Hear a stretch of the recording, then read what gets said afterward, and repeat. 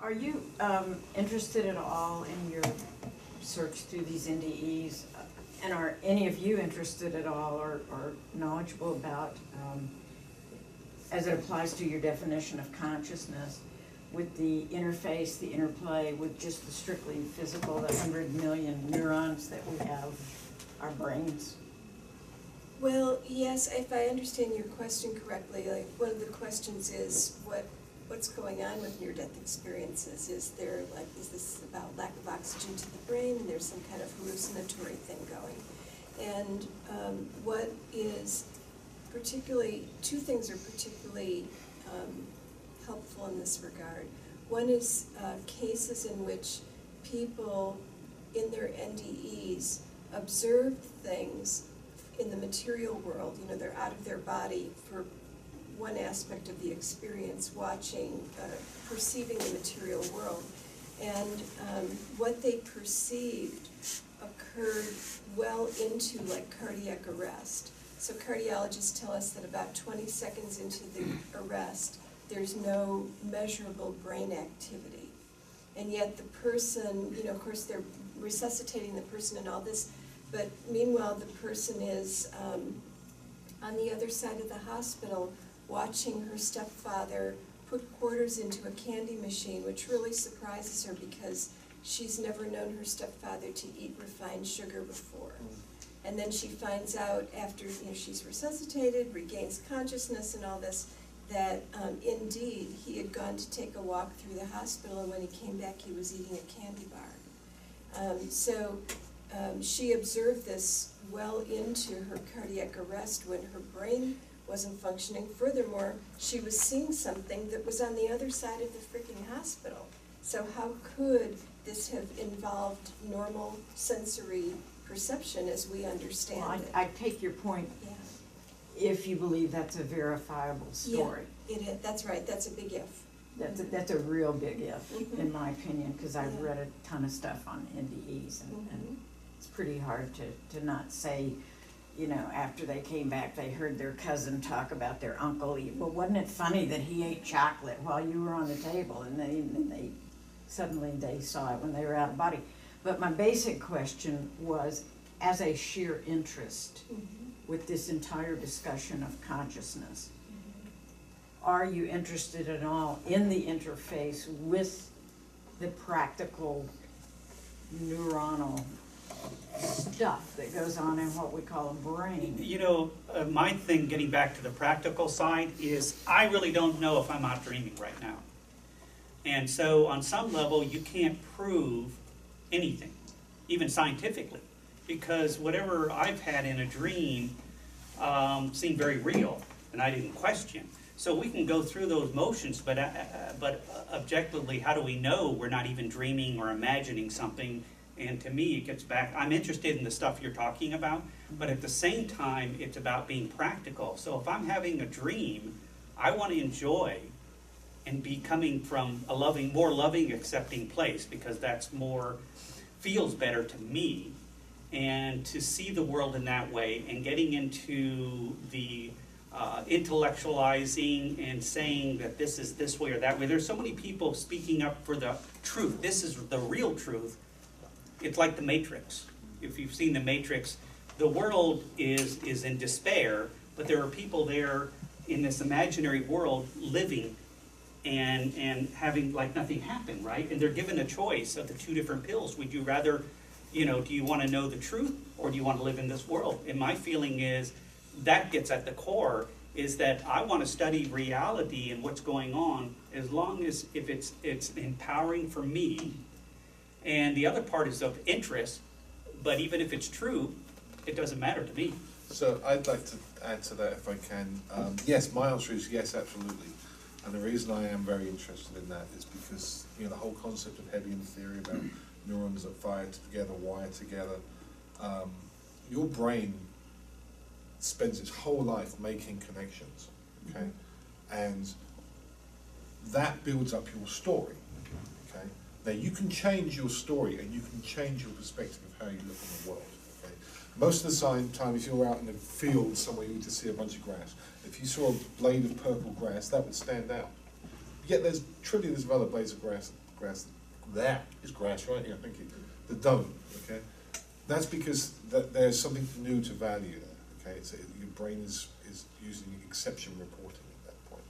But you can choose to value different things. 3 people can walk into a room and all value different things in the room. They can see it different ways. Electricians can say this room is underpowered. Art decorator may say, oh, I like some of these colours, but we need more light in here. And I came into today and said, where's the water? Okay, so everyone has their own experience of how an environment, how a reality looks based on their own story and all the things that they've been taught to value. So yes, how those neurons wire together is very, it's very interesting to me. I would tell you that there was when we had the latest shooting the other night. I watched the news about it for about an hour. I think I watched Fox talk about how we needed to keep the police militarized. I watched NBC talk about how we needed more gun control, and I watched CNN say, oh, look what wonderful technology we've got to tell you how about this horrible thing that happened. After about an hour of that, I switched on Love Actually, which was on my DVR, and I watched that and I had a much better evening than I would have had otherwise. Okay? That might sound cold and callous, but at the same time, how you look at the world is very, very important to how the world looks back at you. Okay? We like to be around people. We may not realize this, but we like to be around people that make us feel good. Okay? If you go continue to your boss complaining over and over and over, he's not going to want to talk to you. You lose his confidence, you lose his area, and you ain't going to get that damn raise. Okay? Or you'll get a little one to shut you up, but you won't get a big one. Okay? You have to enter the world in a way that encourages light in people. Okay? That encourages them to interact with each other and not split apart from each other. Okay?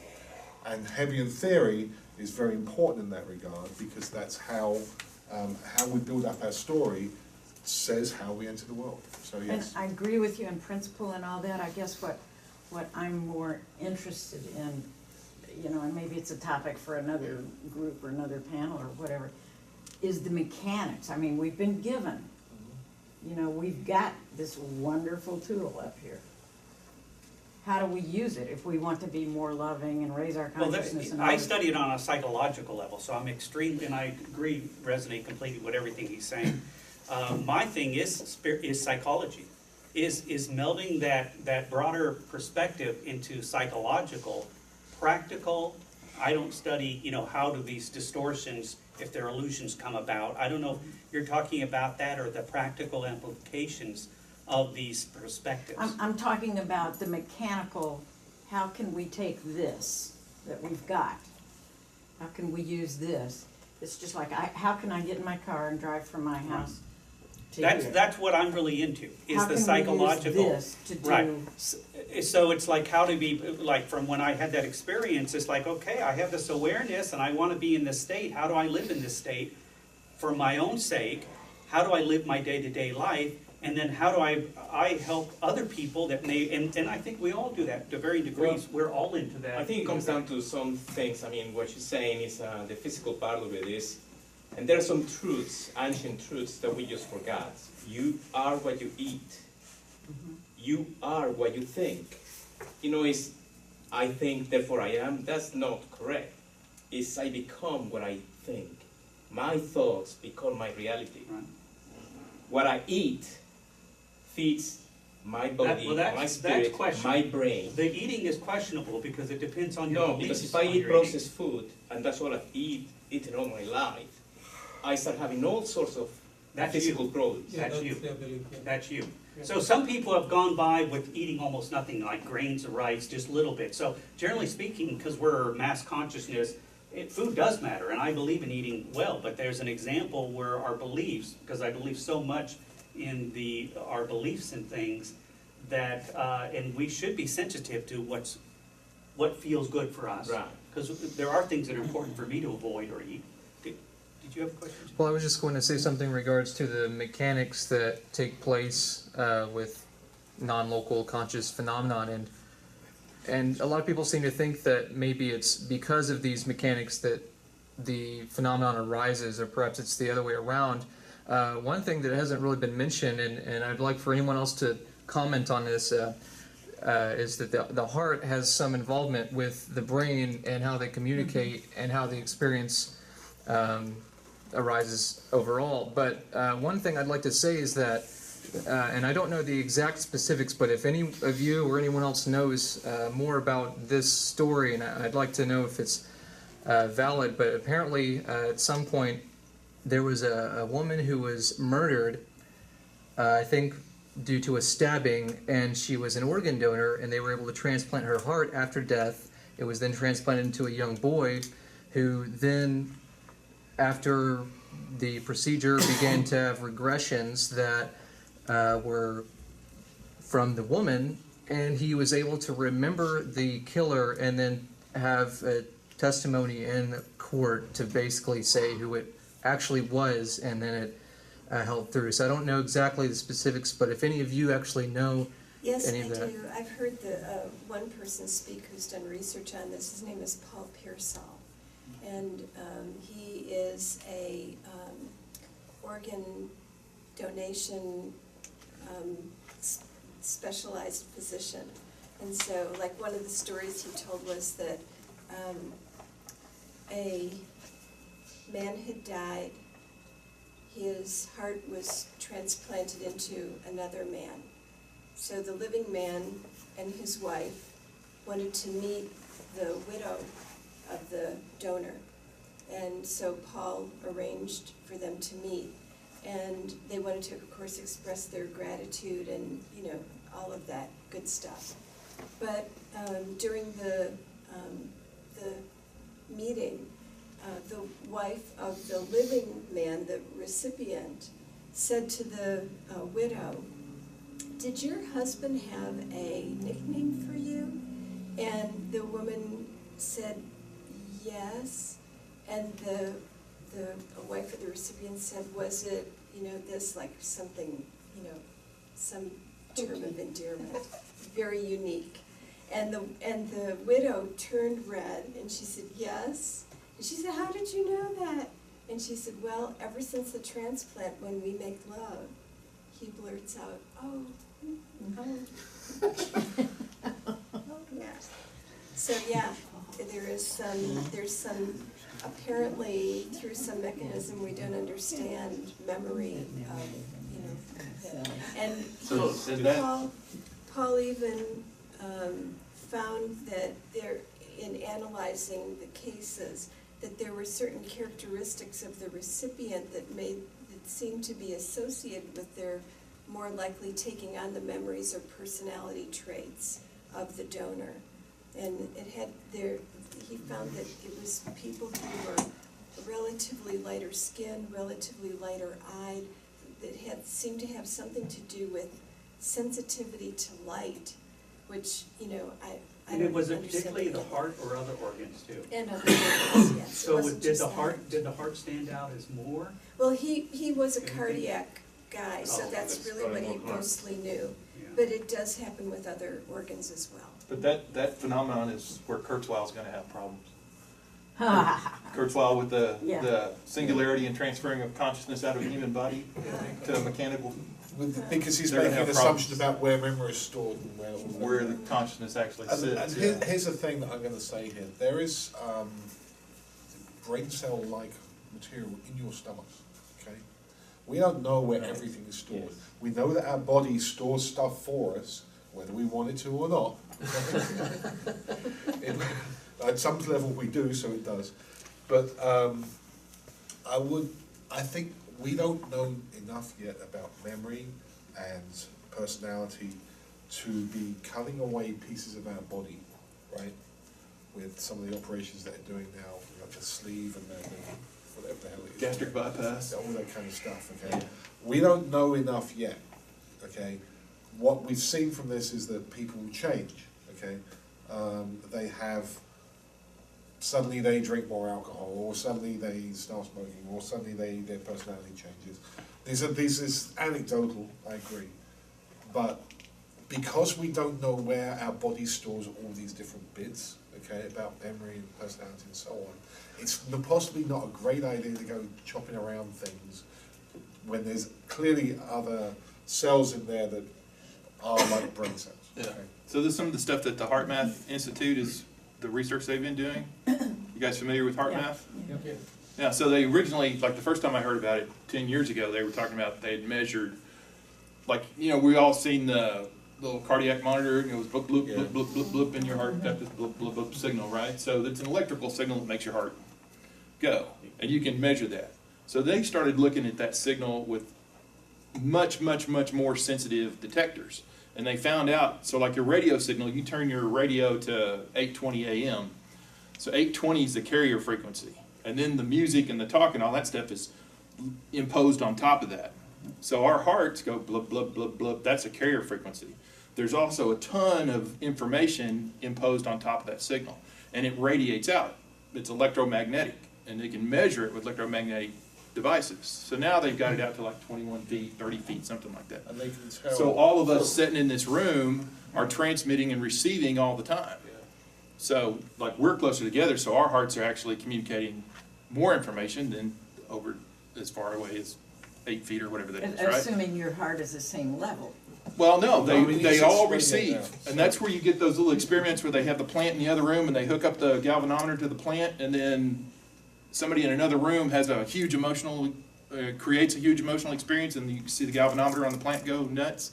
Their physicality of our bodies radiates out all this information all the time. There's a pattern of the interstitial heartbeat, and you can see an emotion effectively from this thing. Yeah, I don't think we got it, the last time I looked, and it's been a year or so, but I didn't think they had it down to the point where they could look on the instrument and say, you're having this experience or you're having that experience. They just know that the phenomenon exists, and which is great about like IONS and Heart Math. They actually have classically trained scientists that went through the traditional training, so they've got that level of rationality and rigor looking at these phenomenon to find out just exactly what is going on. Right? So that's like back to your, are you interested in what's going on in the brain? Oh, hell yeah, I'm interested in what's going on in the brain. Neurology is bringing us all kinds of great stuff every month, right? Like Ramachandran. Have you seen Ramachandran's videos online? No. So he's a brilliant neuroscientist, right? So he was working with people that are amputees. And they'll, like somebody loses their arm, and then they got the phantom pain, but they're like, my fist is clenched and it's just killing me. And nobody's been able The guy that to just wrote do the book anything, right? recently. So they start looking at what parts of the brain are lit up, right? And then he started to notice some things about the brain scans. And he ended up coming up with this very simple mirror box trick. So they have a box with a mirror in it, and when the patient puts their right hand in here, they get a mirror image of their right hand, and he's clench and relax. And boom, instantly, because it's a trick in the brain, Yeah. boom, now the phantom limb relaxes and the pain's gone and they're cured. And it's like a one-time shot deal and they're done. So they only get that from actually studying the physicality of the brain, that like, oh, these are what's going on. So there's a certain element of what's going on with the physicality of it, and then, like, so maybe another application, like you're talking about driving your car, it's like you don't need to be an electrical engineer to know how to drive your car. So on a practical level, you get the practicality of how to drive your car. And you don't have to be an electrical engineer, but if you're fascinated by that stuff, I mean, an automotive engineer or a mechanical engineer, right? So you can, it's all what you're interested in, but it's all, to me, it's all interesting. Well, and the better able I am to understand my car, in theory, the better I can drive it, and that's kind of the Yeah. point I'm trying, you know, the more you understand how these 100 million neurons Right. interact, the better able you might be to I would affect say in theory, a change in that your could life. very well be true, but it can be somebody who has psychological challenges, and the more they study whatever is bothering them, you know, it doesn't necessarily cure it, Yeah. and it can obsess about it. So people that are, they can obsess about anything. So I think it's great to become more knowledgeable, and to me, it's like going back to your past. I like going back to my past and revisiting it from a higher perspective. Other people, it's like the more I can study the past, the better I can be now, but they're reliving because they can't get past that paradigm they lived in. So it works both ways. Yeah, And but somebody there's- said consciousness had to do with like educational level or happiness, and happiness to me, the most primitive people out there and children, I think, are very happy. So there's a lot of, I like studying and learning stuff, but people, it's like, what path are you on? Are you coming from a negative path or a positive path? And the more you learn is going to reinforce that experience, I think. But if you go back to the car analogy, if you're a mechanic and you work on cars all the time, you're driving down the highway and you hear a noise in the back that's like clunk, clunk, clunk, clunk, clunk, clunk, clunk, clunk, clunk. As a mechanic, and you understand how the car works, then you can say, Absolutely. oh, that's probably this. As a Where if mechanic. you're not a mechanic or you're not an engineer, you just hear clunk, clunk, clunk, clunk, and you go, oh, something's wrong with my car and I don't know what, and you have to go to that expert to get that analysis, right? So it's the same, like if you learn, so like it's Except with the mind you're creating, the car is an inanimate object and it is the way it is. The mind, as it focuses on something, it's creating it and experiencing more of it. As I Well, start but noticing I people think are what- against me. But so- I think what we're hang on, saying hang on. is reading. I mean, you have to read, I mean, one of the things they tell you is to read books, to read everything. Everything that you have a curiosity on, you have to read on that subject. Even if it's totally out of this world, like weird stuff, you have to read it because, I mean, weird stuff really happens in the real world. I mean, we've seen it with the physicists. Well, all that's years. like saying whatever's on the news I have to watch. No, I'm not saying no, that. don't get me I'm wrong. not I saying love that. learning, and I'm learning all the time, and I'm always studying, and I love all this stuff. Yeah. I'm just saying that it isn't necessarily the key of happiness. Oh, but, or it's, finding- that's But that's so assuming that we're yeah. looking for happiness. let me finish this Well, analogy. that's true. So to bring it back to like the practical application as a person, when I'm unaware that there was something that happened to me when I was 5 years old, and every time that same situation shows up in life, I'm immediately in fight or flight mode. But I become aware that, oh, there was this thing that happened. You know, like my dad was 6'5" and was a Marine. So he wasn't physically abusive, but I grew up intimidated, right? I could not stand to be around cows, horses, any physically movable thing that had will that was bigger than me, because and it was just like I'm not going there, right? Until one day I was actually working with some horses in a therapeutic context, and all of a sudden this whole memory of me being 3 years old and my dad being 6'5" just came flooding up, and I was like, wow, that's where this whole thing came from. So now I still get that initial trigger experience when I get around a horse or even a cow or something, that a huge dog, but maybe not the dog. But then, you know, so when I get around, yeah, so then it's like, no, it's not that. It's just like, okay, so I realize instead of it coming as like there's a little seed where the emotion starts, instead of it rushing up and boom, and all of a sudden I'm fully in that fight or flight experience, now it's just a little tingle. It's like, oh, I know where that came from. So that level of awareness about how my mechanism works is very powerful to me, because now that doesn't stop me from going and having those experiences. And that's real important, because there's this idea of, well, first you think this, then you feel this. Well, actually, most of the time you don't. Your body is designed to respond very quickly to things. So a lot of the times you actually feel things first, and then you have the thought. You go, ow, ow. It's, oh, I just got stabbed in my finger. What would I like to do next? Okay. So what Shannon's been able to do is have that trigger, which is still a feeling, right? But he's able to then, at that point, not have it go any further. Okay? Yeah, in my experience, it's a thought about there's something bigger there that triggers the emotion, and then we've had this conversation before. We have had this conversation before, but the point is that you can feel something, and you're always going to be able to feel something. As you move through life, your value system changes, but you always feel stuff. What happens after that feeling, is entirely up to you, okay? That goes back to your thing, Laura, about intent, okay? Because you can have feelings all day long. You can say, oh, that person made me feel bad. Fine, that made you feel bad, get over it. But what are you going to do next, okay? Yeah, I think that's even a fallacy, that person made me feel bad. I chose to feel bad when this situation in life occurred.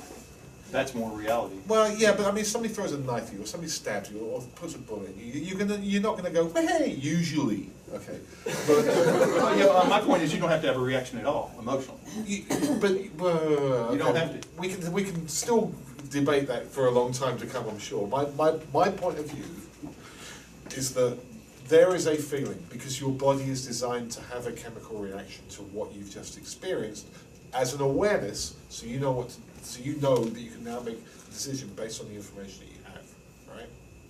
That's my perspective. Well, It's not my experience. It sounds like I- the human animal, human animal side will respond. It's an instinctual response. But then you can choose the human spirit side, how you're going to actually ultimately And respond. that's high, coming from a higher consciousness. Right. you know. And whether you want to call that information coming from a thought process or a feeling, it doesn't really matter, because you're doing something that stops it going any further, Yeah. choosing a different action as a Yeah, result. it could be the difference between being annoyed and totally getting pissed off. Yeah. Now we're in the realm of the unconscious and subconscious processing. Right. One thing that I wanted to address to you is, it is a fundamental question: does consciousness arise from the biological, bioelectrical impulses of the organism, or is, like, we're more in the realm of the panpsychism, that consciousness is in everything. Consciousness, all of this arises out of consciousness and sits inside of consciousness. Now, as a human being, we are both animal and spirit. And so there are aspects of our experience that are totally animal-based. And some of that subconscious learning is unconscious. It's survival mechanism that as you're navigating in the world, you pick up patterns in responding to your environment, and it's self-protection. And within 4 nanoseconds of perceiving a threat, your amygdala signals a stress response, fight or flight. And then 12 nanoseconds later, you have a conscious recollection or impulse of what's going on, and then you can make a choice about it. Because you're under the conscious, your subconscious is so much faster processing, and it's going to get you out of the way. If you have to decide whether or not a truck coming at you is a threat or not, it might be too late. So there is a certain aspect of our experience that is governed by our neurology. It can change our perspective, our perception, our mood. How we use our body creates a biochemistry. Every feeling is the equivalent of a biochemical environment. And in order to just moving my body in a different way, getting up and going for a walk will change my biochemistry and change how I feel. So as a human animal, my job is to govern my states. And in the spiritual domain, it's like, what am I paying attention to? Where am I putting my choices? What am I choosing to pay attention to? Because you have millions and millions of stimuli at any given moment to take in and assess, and what's the threat? Is it work for me or against me? You told me a story one time about you put your hand around a guy's neck. Remember that Marine guy? Well, I didn't. He's talking when I used to work for J.C. Penney, one of my earlier jobs in the appliance department, and I went off to lunch, and I come back, and I forget the guy's. We'll call him Al, and he was standing there watching Poltergeist like this, with his back to me, and I just walked up and, like, typical 18, 19-year-old, and this guy's in his 30s. I just touched him in his back. Blink of an eye, I was in a chokehold like that, and said, "Don't you ever do that. I almost broke your neck, you little shit." And he was a Marine in Vietnam, and so in those moments we revert to our training. If you have a response, you revert to your training before you make an intellectual thought about it, or a choice about it. And the unconscious processing is, like, where do we store it in our body? Typically we have an emotional response, or our intuition will talk to us between our belly button and our throat. When we were talking about on a cellular level earlier, you have 50 to 100 trillion cells in your body. And each of those are sentient. They think. They make choices as to produce. Or they produce, they nourish themselves, they eliminate, and they monitor their environment, and they communicate with other cells. And in that process, they decide whether or not, am I in defense or am I in growth?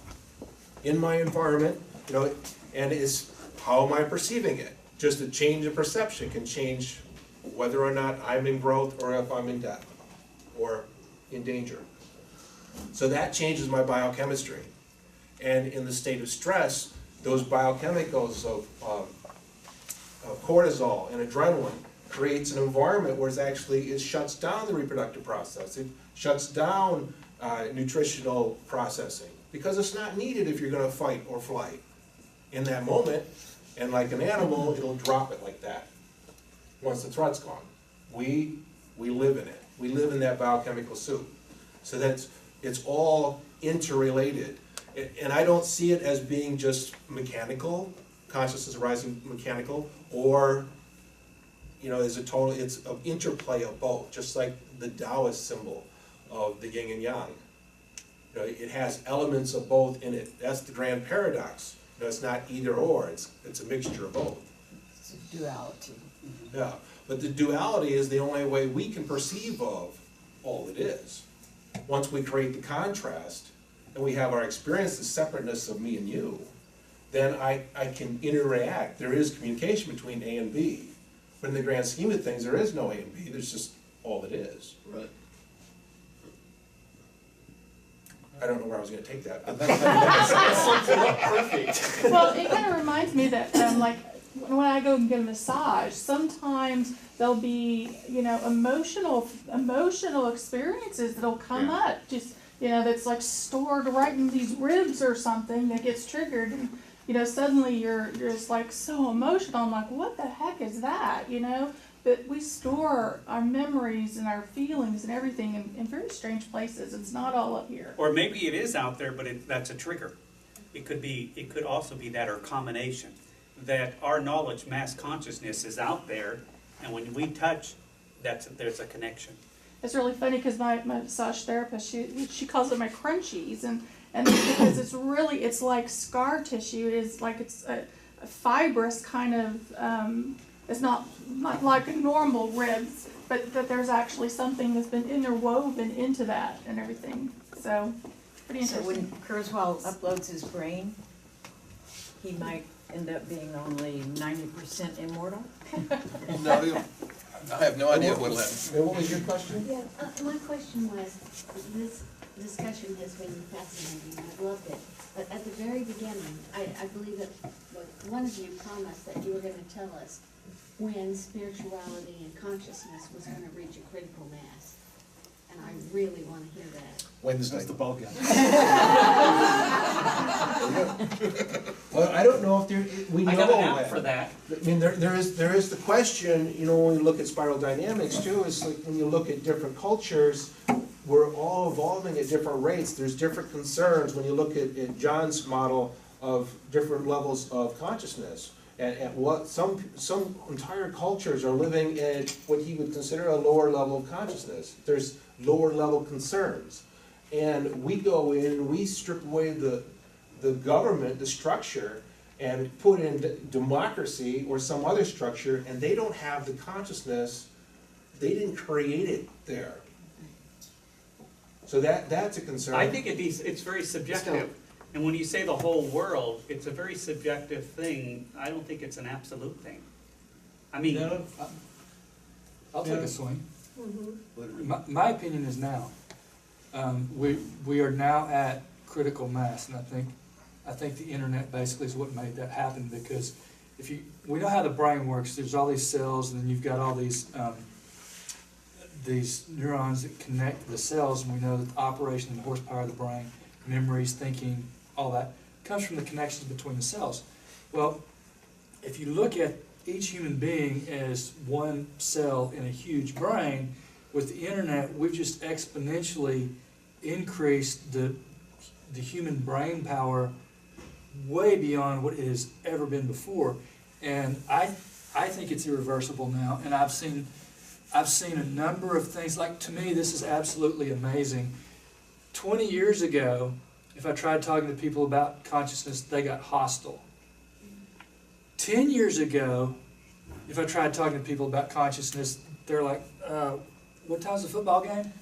Well, now, I can talk to, most people I can talk to, it's a combination of, I've gotten better about talking about it because I'm very practiced.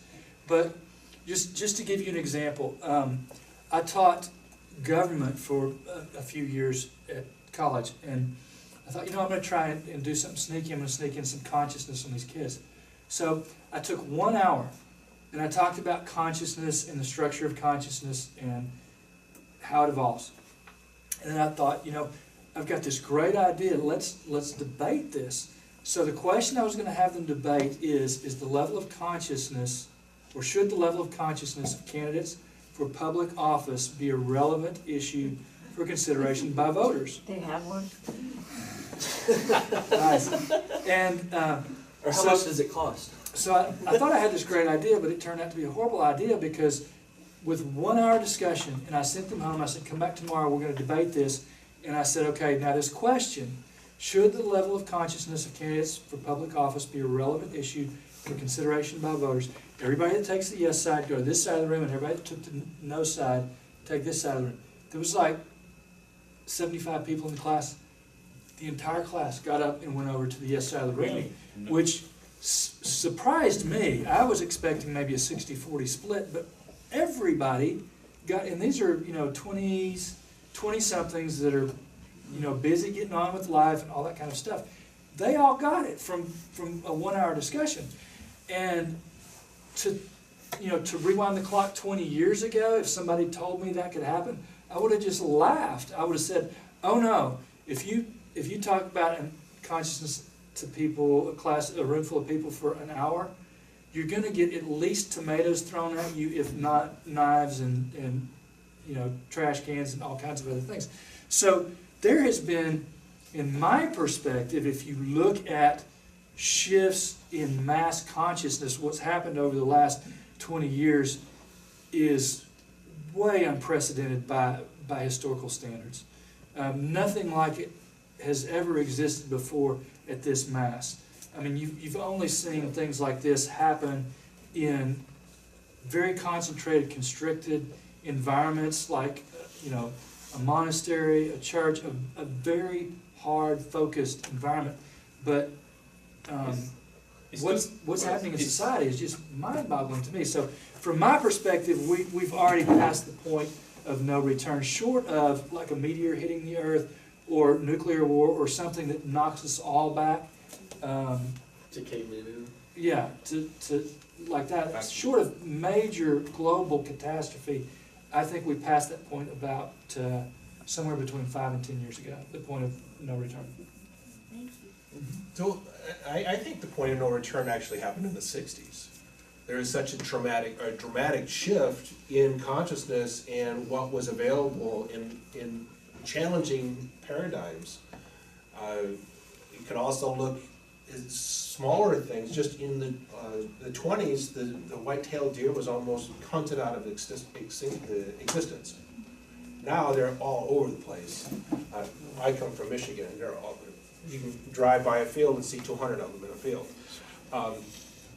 What happened to shift that was the movie Bambi. Suddenly, they personified the animal, and the little kid said, "You're not going to go kill Bambi's mother, are you?" So that's why you can hunt bucks but not does, and does have a limited. So there's instances like that in the internet, and Vaughn could probably speak to that on just the expansion of consciousness and available information. How can you shift mass consciousness? What is your contribution? And just work on yourself. There is a group action that happens in all cells and in all life forms. Okay, it's a different one, but we talked. How long do I have? 5 seconds left. Well, it's now time. It's 5 o'clock. So if anyone has to leave, we're going to continue to hash this out for a little bit. I don't think. Do you guys have to go anywhere? No. Jan has to leave. Yeah, All right. so, yeah. Well, we can talk about it next time. So, Well, why don't we just bring it to a close? And if you have some individual questions, you can approach the panelists. If you want to discover the 21 things that you can do to shift your own consciousness, buy John's book. I think we're all mentioned in it. And He'll sell them a la carte too, if you ask him, one at a time. I I mean, the 20, one of the 20, here's number oh 12. yeah. Go for the- And you can't afford the whole book, but it'll be random. Which For one? the first 10 for $5, the rest of it. Also, if you want to know what thank you, Jennifer. If you want to know what that list is, you can get it for free. It's on the website. Jennifer did a nice listing of all of them with a kind of a picture for each one and a description. It's consciousnessparadigm.com, and it kind of it talks about each trait. It says, here's what it looks like when it's functioning effectively and efficiently, and then here's kind of what it looks like when it's not doing so well. So it sort of helps give you a marker and a checklist of, okay, how's my consciousness stacking up on these And I'll leave some criteria. business cards up by your books, and then, so that anyone who wants to go by mine can give you a call. But you can actually go to Amazon and get it.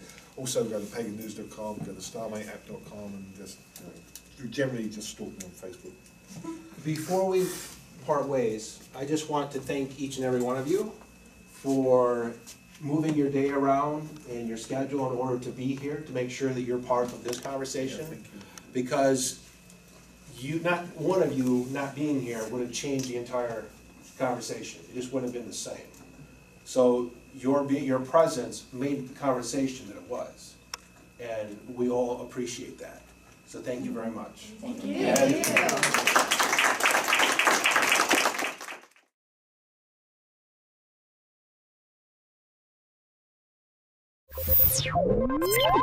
And